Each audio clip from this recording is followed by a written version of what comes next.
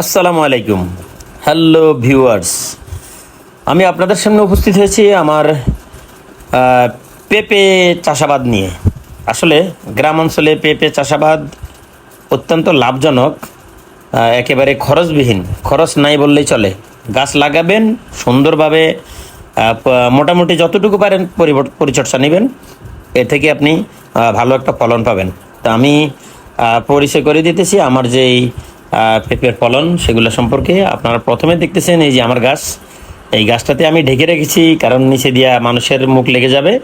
পরবর্তীতে এই দুইটা গাছ আসলে অনেক দিন যাবৎ কি বলে এগুলা বৃষ্টিতে ভিজে গোড়ায় মাটি একেবারে কমে গিয়েলে গাছগুলা জরাজীর্ণ অবস্থায় আছে। তবে বৃষ্টির সিজনটা শেষ হলে আমি এই গাছগুলো কাটিং করার পরে আরও ভালো অবস্থানে নিয়ে যাব। তা আমরা দেখতেছি এই যে এই পাশে আরেকটা গাছ, এটাকে বলা হয় থাইল্যান্ডের একটা জাত। আমার গাছটা আসলে এই অনেকটুকু লম্বা হয়ে গেছে। ছোটোকালে পেঁপে ধরার কথা ছিল কিন্তু ধরে নাই। আর বেশিরভাগ ক্ষেত্রে আসলে পেঁপে চাষ করতে গিয়ে যে সমস্যাটা হয়, এই কি বলে আপনার ভালো মানের গাছ বা ভালো মানের বীজ পাওয়া যায় না।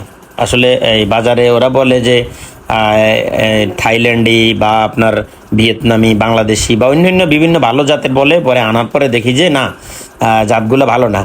তো আমি অনেকগুলা জাতের পেঁপে গাছ নিয়ে আসছি। এবার দেখতেছেন আমার পেয়ারা বাগান। আসলে এই পেয়ারাগুলা খুব সুমিষ্ট, খুব সুস্বাদু। আমার বাগানে অনেকগুলা পেয়ারা ধরছে, তবে পেয়ারাতে একটা সমস্যা, সেটা হলো পাকার পরে ভিতরে মনে হয় যে পোকা হয়ে যায়। এরকম মনে হয় যে পোকা হয়ে যায়, মানে একেবারে পোকায় ভরপুর থাকে। আসলে সেক্ষেত্রে কি করবেন আপনি, আমাদের গ্রাম অঞ্চলে পেয়ারা মানুষ খেতে পারে না যে পাকলে ভিতরে পোকা হয়ে যায়। সেক্ষেত্রে আপনি কি করবেন, ফুল আসার পরেই গাছে আপনি স্প্রে করবেন কীটনাশক বা বিভিন্ন রকম বাজারে পাওয়া যায়, ওগুলো দিয়ে স্প্রে করবেন, তাহলে আর এই ভিতরে পোকাগুলো হবে না। এবার দেখতেছেন আপনারা দেশীয় মালটা, একেবারে দেশীয় জাতের মালটা। এগুলো আসলে বাজারে পাওয়া যায়, তবে সস্তা মানের বলে দাম সস্তা, এই কারণে অনেকে খেতে চায় না বা কিনতে চায় না। কিন্তু আসলে এগুলো খুব সুস্বাদু। এগুলাতে কোনো ধরনের কোনো ভেজাল বা কোনো ধরনের কোনো কেমিক্যাল ইউজ করা হয় না। বাজারে আপনারা এগুলা দেশি জাতের, এগুলা খুবই মজার হয়।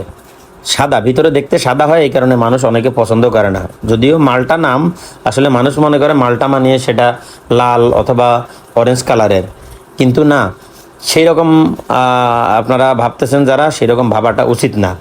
আপনারা ভাববেন যে এই জিনিসটা কেমিক্যাল মুক্ত এবং ন্যাচারাল কি না পিওর, সেটা ভেবে তারপরে খাবেন।